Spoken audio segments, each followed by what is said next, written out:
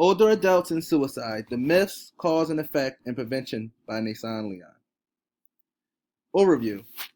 In this online presentation, I will be discussing the myths/facts about suicide in the elderly and defining suicide.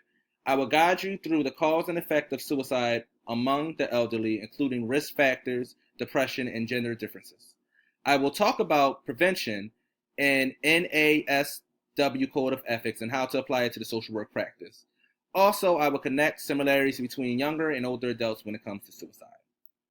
What is suicide? Suicide is a self-direct violence that can be defined in different ways and has levels before completing the act. Number 1, suicide ideation. Thinking about, considering, or planning suicide. Number 2, suicide attempt. A non-fatal, self-directed, potentially injurious behavior with an intent to die as a result of the behavior. Might not result in injury. Suicide. Number 3. Death caused by self-direct behavior with an intent to die as a result of the behavior. Myths versus facts. Myth. The suicide rate is lower among the elderly than in general population. Fact. Even though Americans aged 65 and older make up about 13% of the nation's population, they account for approximately 20% of all suicides. The over 65 group has the highest per capita suicide rate, about 22 per 100,000, compared with 13 per 100,000 for the rest of the population. Myth. Elderly people mainly commit suicide as a logical choice, deciding that they'd rather end their lives than live with pain or lower quality of life. Fact. There may be some people from whom this is the case, but research shows that for most, untreated depression and mental illness is the most common factor. The person may be ashamed to admit to the depression or seek treatment for fear of what that means or treatment costs.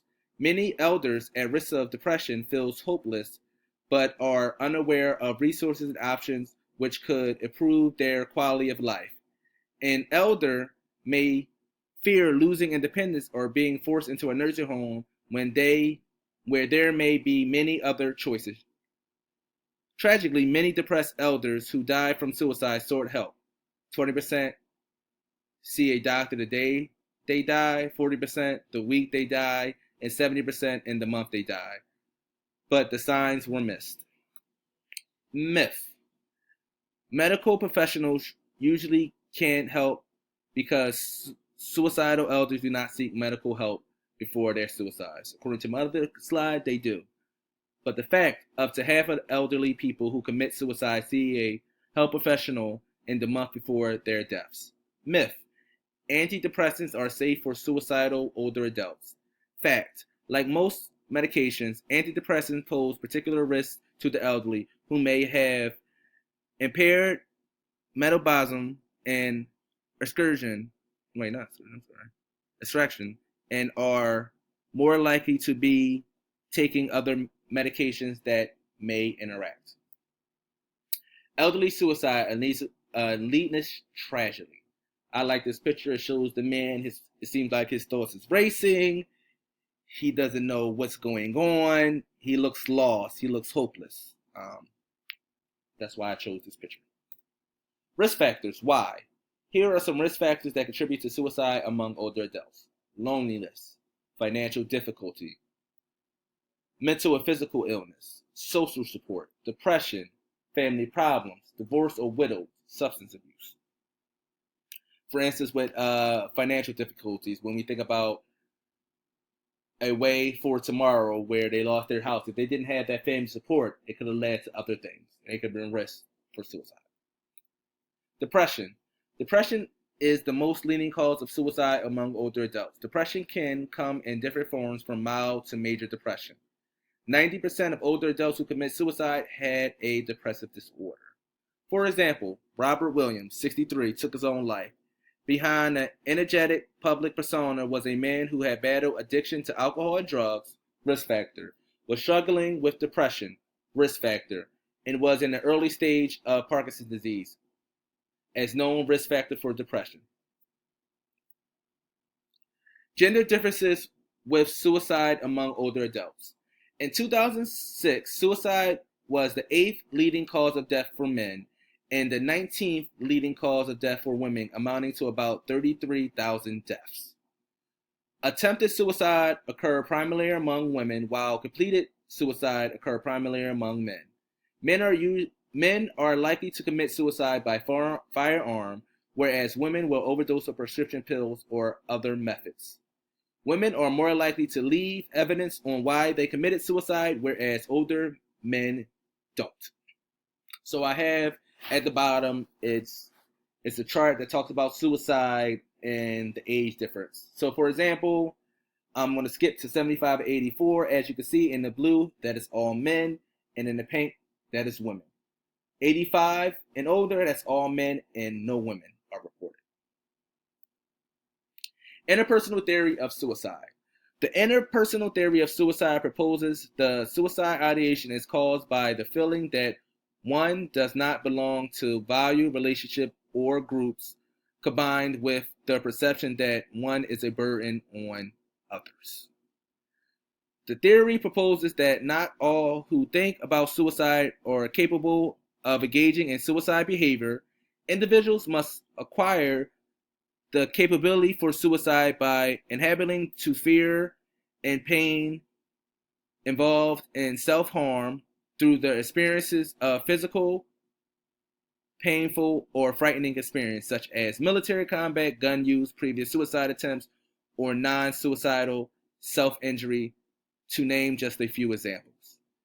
This theoretical model proposes that belongingness,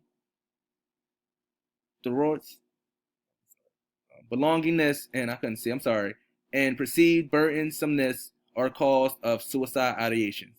So basically, the interpersonal theory of suicide is just connecting to older adults and their perception of being a burden on somebody and engaging in suicide behaviors.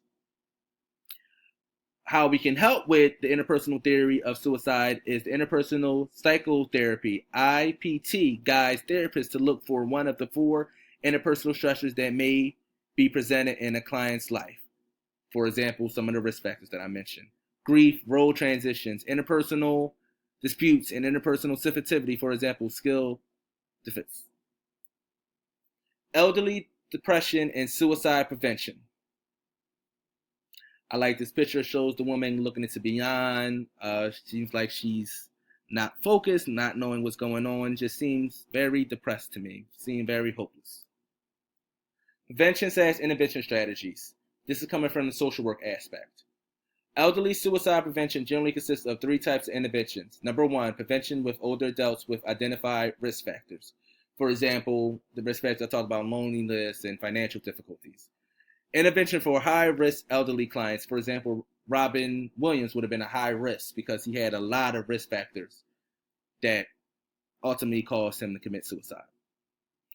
Post-venture for the bereavement. Basically, what this means is social workers connecting with the family. For example, with Robin Williams family, bereavement, and helping them cope with their loss. And generally, elderly suicide prevention works in the following ways. After developing, opting, and understanding of the problem through suicide assessment, potential actions are taken, including reducing the immediate danger, making a client environment safe as possible, and evaluating the client needs. Continue of prevention and intervention strategies. This is for people that's non-social workers, family members, and things like that. In the home, develop a strong connection to the family and community support. So if you have a family member that you believe might have symptoms of depression, try to be there for them. Try to help them. Try to connect them to community support. Warning signs. Always look for warning signs. If you know, for example, if you know your dad is 65 and he's a happy-looking guy, all your life you knew that, and then you see him withdrawing, whatever, I don't care, and things like that, that's warning signs. So always look for them.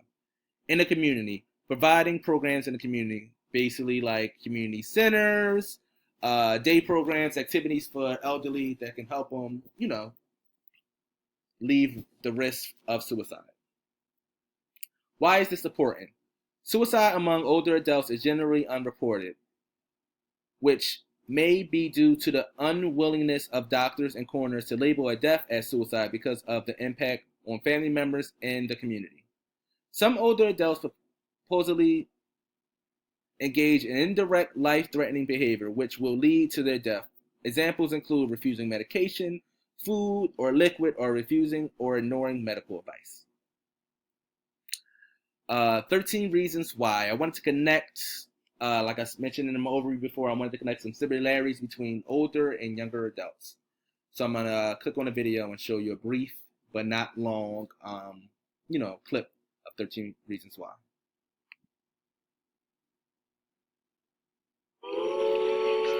Hey. Hey.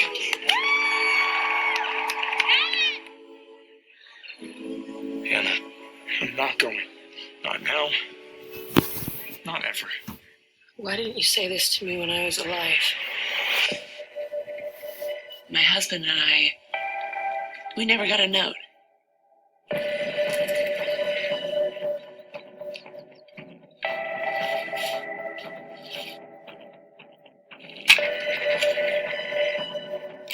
Hey, it's Hannah. Hannah Baker. Holy shit. Settle in, because I'm about to tell you the story of my life. More specifically, why my life ended. And if you're listening to this tape, you're one of the reasons why. This is a wild game of survival. Is Hannah telling the truth? Don't believe everything you hear. Whatever Hannah thought she saw, she lied about it on those tapes because she's a crazy drama queen who just killed herself for attention. Hannah has secrets, Mrs. Baker. Hannah's secrets are what killed her. Maybe I'll never know why you did what you did. But I can make you understand how it felt. You don't know the whole story. What else do I need to know? You're just like the rest of them, but I'm not. Everyone is just so nice until they drive you to kill yourself. And sooner or later, the truth will come out.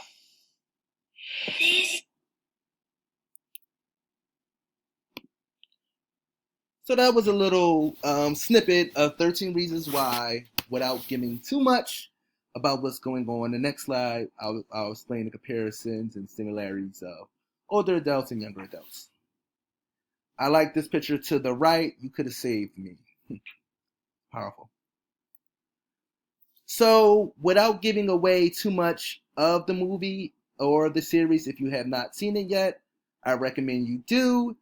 But I came up with my own reasoning about why the person, Hannah, committed suicide. Number 1, violation. Number 2, love. Number 3, friendship. Number 4, family. Number 5, acceptance. Number 6, betrayal. Number 7, rumors. Number 8, loneliness. Number 9, fear. Number 10, peer pressure. Number 11, mental health. Number 12, attachment issues. And number 13, denial. So these are some of the reasons I feel that, the person in the series committed suicide. And connecting this to older adults and their risk factors, as you can see, loneliness is number 8. As you can see, mental health. As you can see, family. She had family, but the family wasn't appearing or looking at or noticing her warning signs. Attachments. So that's some of the things that I feel connect to younger and older adults. It's a lot of differences that they have too as well, but there are some similarities. NASW Codes of Ethics. The mission of the social work profession is rooted in a set of core values. These core values, embraced by social workers throughout the professional history, and the foundation of social work